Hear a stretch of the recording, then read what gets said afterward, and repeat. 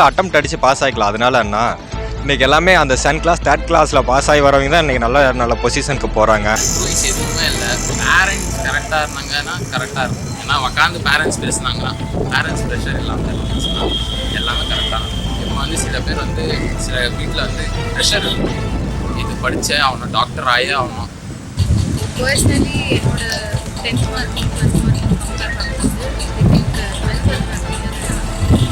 இப்போ வந்து படித்தாதான் வந்து முக்கியத்துவம். படிக்கலைன்னா வந்து வேலை செய்ய இல்லை. ஆனால் என்னை பொறுத்தவரையும் உனக்கு என்ன வருமோ படி. அது படித்து முடிச்சதுக்கப்புறம் வாழ்க்கையில் என்ன நிறைய இருக்குது. படிப்பு வந்து வாழ்க்கை தான், வாழ்க்கையை வந்து தீர்மானிக்கும்.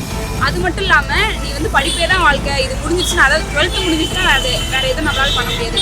ஏன்னா 12th வந்து நல்ல மார்க் எடுக்காதவங்களாம் நிறைய ஐஏஎஸ் ஆஃபீஸர் ஆகும், நிறைய அரசியல்லையும் நிறைய வந்து சாதிச்சுட்டே இருக்காங்க.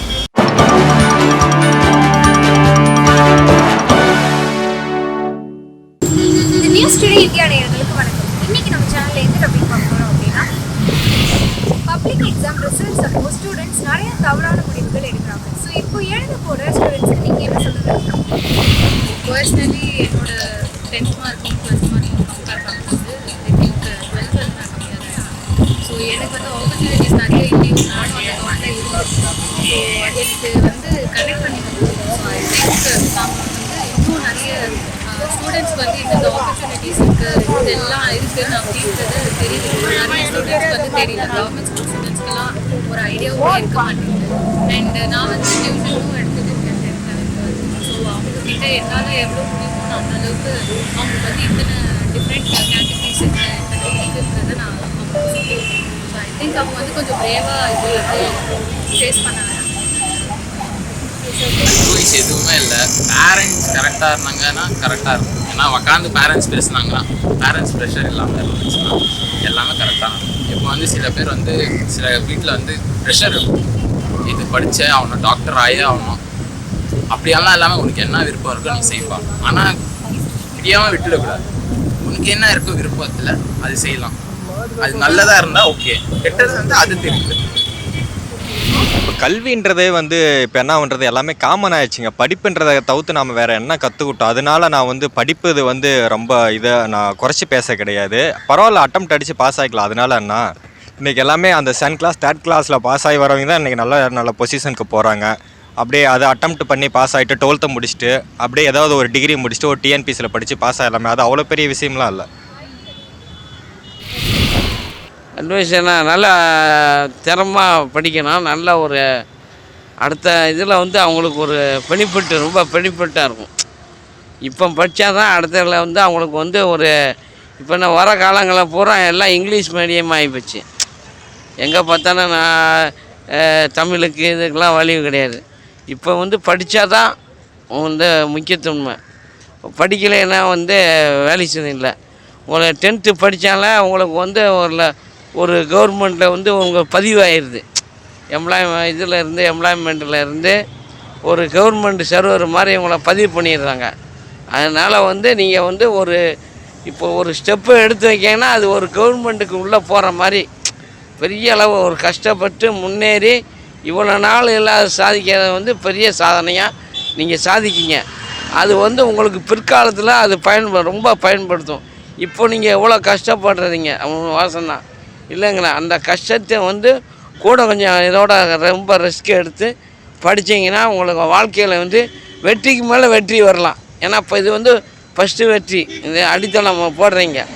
அது வந்து இன்னும் கொஞ்சம் இதாக நல்லா நைட்டும் பகலும் பார்க்காம கஷ்டப்பட்டு உழைக்கணும்.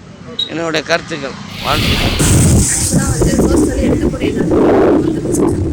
அதுக்கப்புறம் அவங்க எடுக்கிற அந்த தவறான முடிவு அப்படின்றது என்னன்னா, மெயினாக வந்து நான் பேரண்ட்ஸ் ஏன்னா அவங்க என்ன இப்போ எக்ஸாம் ரிசல்ட்ஸ் வருது அப்படின்னா பேரண்ட்ஸ் கூட இருந்து நீங்கள் என்ன மார்க் எடுத்தாலும் அதுக்கு சப்போர்ட் பண்ணுறாங்க அப்படின்னா ஸ்டூடெண்ட்ஸுமே வந்து பார்த்தீங்கன்னா ஒரு தைரியமாக இருப்பாங்க. சரி, நம்ம இதுக்கப்புறம் போகிற ஸ்டெப்புமே வந்து பேரண்ட்ஸ் வந்து ஒரு சப்போர்ட்டாக இருப்பாங்க அப்படின்ற ஒரு இருக்கும். இப்போ நீ வந்து இவ்வளோ கம்மி மார்க் எடுத்துட்டு அப்படின்னு சொல்லி மற்ற பசங்க கூட வந்து கம்பேர் பண்ணுறது அந்த மாதிரி பண்ணுறது வந்து ஒரு மெயினான விஷயம். அது வந்து ரொம்பவே தவறு. அந்த மாதிரி பேரண்ட்ஸ் வந்து பண்ணிடுறாங்க. அதுக்கப்புறம் தப்பான முடிவு எடுத்ததுக்கப்புறம் ஐயோ என் புள்ள போயிட்டாலே சொல்லிட்டு அழுகுறாங்க. அவங்க அந்த தப்பை அவங்க அக்செப்டும் பண்ணிக்க மாட்டாங்க.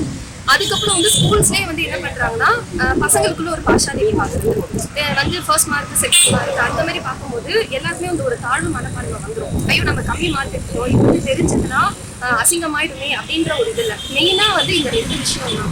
ஸோ வந்து மார்க்ஸ் வந்து யாருமே வந்து நிர்ணயிக்காது. இப்போ வந்து மார்க்ஸ் பேக்ஸ் பண்ணி தான் இவ்வளோ தூரம் இப்போ இந்த உலகத்தில் எல்லாருமே வந்து நல்லா படித்தவங்க தான் கிடையாது. எல்லா எக்ஸ்பீரியன்ஸ்னால வந்து மேலே வந்திருக்காங்க. படிக்கலனாலுமே வந்து ஒரு ஜென்ரல் நாலேஜ்னு ஒன்று இருக்கும்.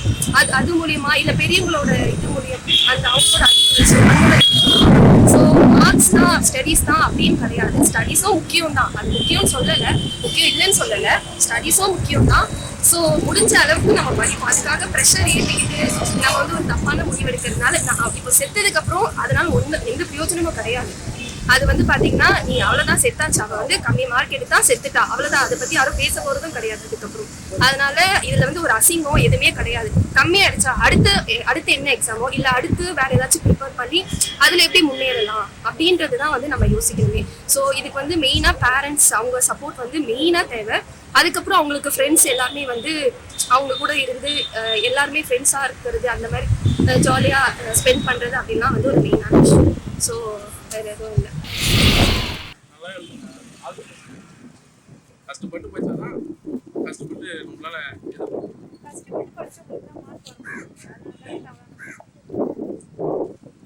அது மாதிரி பண்ணிக்காதீங்க. ஏன் பண்ணுறீங்க? பெற்றவங்களை பற்றி கொஞ்சம் யோசிங்க. அம்மா அப்பா இல்லை, அவங்க எவ்வளோ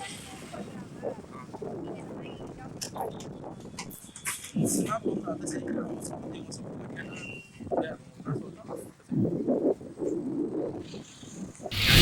எழுத போகிற ஸ்டூடெண்ட்ஸுக்கு நல்லா படித்து நல்லா எழுதுனா பாஸ் ஆகிடுவாங்க. ஃபெயில் ஆகிற ஸ்டூடெண்ட் நிறைய பேர் வந்து சூசைட் பண்ணுறாங்க. அதெல்லாம் என் சைடு இருந்து பார்த்தீங்கன்னா அது ஒரு தப்பு தான். அது ஆக்சுவலி நான் இப்போ வந்து டீச் பண்ணிட்டு இருக்கேன். என்கிட்ட சொன்னது வந்து இப்போ நான் 10th படிக்கும்போது சரி, 11th 12th நான் எக்ஸாம் வந்து போகும்போது சரி, இது நீ படித்து முடிச்சிட்டனா ஓகே, நீ வந்து வாழ்க்கையில் வந்து எங்கேயோ போயிடுவேன், இது படிச்சுனா அவ்வளோதான், நீ வந்து லைஃப்பில் செட்டு, அந்த மாதிரி சொல்லி அதை வந்து நம்மளையே வந்து நம்மளுக்கே தெரியாமல் ஒரு பயத்தை வந்து உண்டு பண்ணி வச்சுருக்காங்க. ஆனால் என்னை பொறுத்தவரையும் உனக்கு என்ன வருமோ படி, அது படித்து முடிச்சதுக்கப்புறம் வாழ்க்கையில் என்ன நிறைய இருக்குது. படிப்பு வந்து வாழ்க்கை தான், வாழ்க்கையை வந்து தீர்மானிக்கும். அது மட்டும் இல்லாமல் நீ வந்து படிப்பே தான் வாழ்க்கை, இது முடிஞ்சிச்சுன்னா, அதாவது 12th முடிஞ்சிச்சுன்னா அது வேறு எதுவும் நம்மளால் பண்ண முடியாது. ஏன்னா 12th வந்து நல்ல மார்க் எடுக்காதவங்களாம் நிறைய ஐஏஎஸ் ஆஃபீஸராகவும் நிறைய அரசியல்லையும் நிறைய வந்து சாதிச்சிட்டே இருக்காங்க. ஸோ வந்து எனக்கு தெரிஞ்ச அளவு எக்ஸாமில் வந்து நம்ம வந்து ஃபெயிலாக போய்டும்னு சொல்லிட்டு பயந்து சூசைட் பண்ணுறதுலாம் என்னை பொறுத்தவரையும் ரொம்ப கோலத்தனம்.